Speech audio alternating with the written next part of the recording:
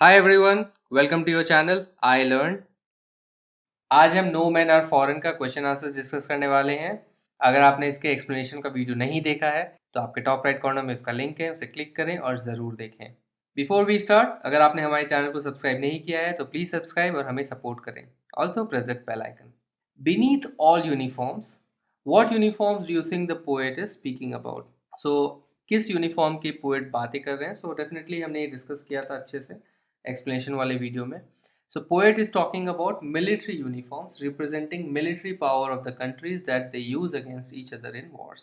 So poet किस uniform की बात कर रहे हैं? मिलिट्री यूनिफॉर्म्स की बात कर रहे हैं, जो कि कंट्रीज की मिलिट्री पावर को रिप्रेजेंट करती है, जो वो एक दूसरे के खिलाफ वॉर में यूज करते हैं। How does the poet suggest that all people on earth are the same?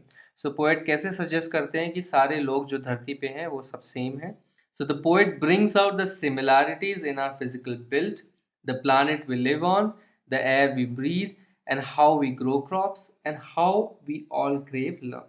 So किस तरह से similarities वो लेके आ रहे हैं हमारे physical build में, जिस planet में हम रहते हैं, जो हम हवा breathe करते हैं, जिस तरह से हम crops उगाते हैं, जिस तरह से हम सबको प्यार चाहिए, हम जिस तरह से crave करते हैं यानी चाह करते हैं प्यार की, इस तरह से हम सब similar हैं। He brings out the humanness in all of us. वो हमारे अंदर क्या बाहर उजागर करने की कोशिश कर रहे हैं? ह्यूमननेस। तो हमारे अंदर की जो इंसानियत है वो निकालने की कोशिश करते हैं।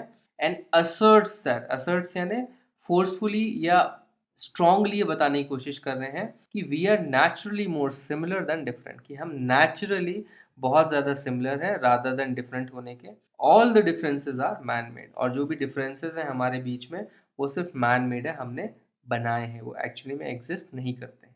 In stanza 1, find 5 ways in which we all are alike. Pick out the words. So again आप एक्सप्लेनेशन वीडियो देख के इसका आंसर कर सकते हैं। जो वर्ड्स है वो मैंने पिक आउट किया है। So no man are strange, no country foreign, single body breathes, land our brothers walk, we all shall lie. So इस तरह से उन्होंने इन वर्ड्स के थ्रू सिमिलैरिटीज डिनोट करने की कोशिश की है। How many common features can you find in stanza 2? Pick out the words. So again it's a repeat question, just आपको stanza 2 में same चीज़ें find करनी है कि जो हमारे बीच में common features हैं. So they too aware of sun and air and water, by wars long winter starved, fed by peaceful harvests, their hand are ours, a labor not different from our own. So ये common features हैं. Question 4. Whenever we are told to hate our brothers, when do you think this happens? Why? Who tells us? Should we do as we are told at such times? What does the poet say? So definitely ये question kind of एक essence है हमारे poem का, and हमने बहुत ही detail में again discuss किया था। एंड यहाँ पे आपसे पूछा जा रहा है कि हमें जब कहा जाता है अपने भाइयों से हेट करने के लिए, सो बेसिकली भाइयों का यहाँ पे मतलब है कि दूसरे कंट्री के लोगों से, तो ये कब होता है, कब हमें कहा जाता है हेट करने के लिए, ये क्यों होता है, एंड कौन हमें कहता है ये करने के लिए, एंड क्या हमें वैसा करना चाहिए, एंड पोएट क्या कहता है इस बारे में। So whenever two countries are in conflict, political leaders and people of influence try to instigate their countrymen and spread hates towards the other country.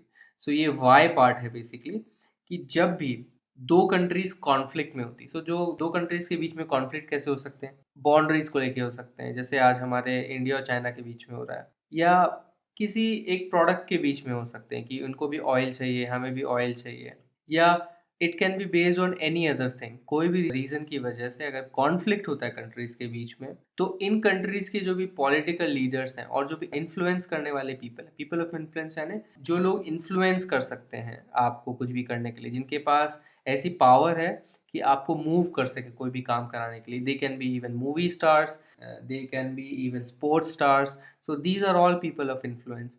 सो ये क्या करते हैं? So this is the answer of the who part. So ये क्या करते हैं? आपको instigate करते हैं, आपको उकसाते हैं कंट्रीमैन को। सो आपसे मतलब है कंट्रीमैन, उस देश के लोगों से को उकसाते हैं और हेट स्प्रेड करते हैं दूसरे कंट्री के खिलाफ। सो ऐसा क्यों करते हैं वो? This gives them the required approval and the momentum to go to war with the other country. So ये उनको क्या प्रदान करता है इन रिटर्न? उनको अप्रूवल मिल जाता है। सो अनलेस एंड अनटिल वो हेट नहीं स्प्रेड करेंगे तो आप उनको सपोर्ट नहीं करेंगे, आप अपने ही पॉलिटिकल लीडर्स को सपोर्ट नहीं करेंगे जब वो वॉर पे जाएंगे दूसरी कंट्री के खिलाफ। सो मोमेंटम का मतलब होता है एक स्पीड देना, एक फोर्स देना टुवर्ड्स समथिंग। सो यहाँ पे किसके लिए मोमेंटम की बात हो रही है? वॉर के लिए।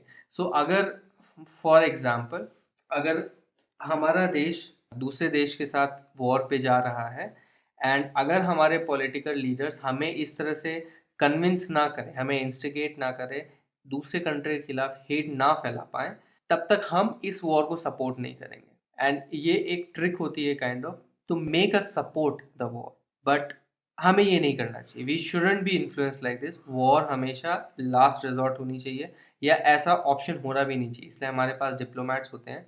सो we shouldn't be influence like this, हमें इन्फ्लुएंस नहीं होना चाहिए। क्यों नहीं होना चाहिए? We should understand that wars affect innocent people same way as it does to us. So innocent people of other country. So हम क्या भूल जाते हैं, ये जो लेबल करते हैं ना हम कंट्रीज के नाम से कि तुम इस देश के हो, मैं भारतीय हूँ। सो इसमें क्या हो जाता है, इस लेबलिंग की वजह से हम ये भूल जाते हैं कि वो भी हमारी तरह मासूम लोग हैं, जिस तरह से हमने डिस्कस किया था पोइम के एक्सप्लेनेशन में।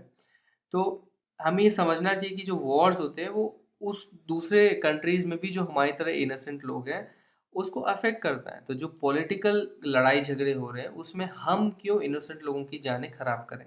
सो innocent lives are lost, innocent लोग अपनी जानें खो देते हैं।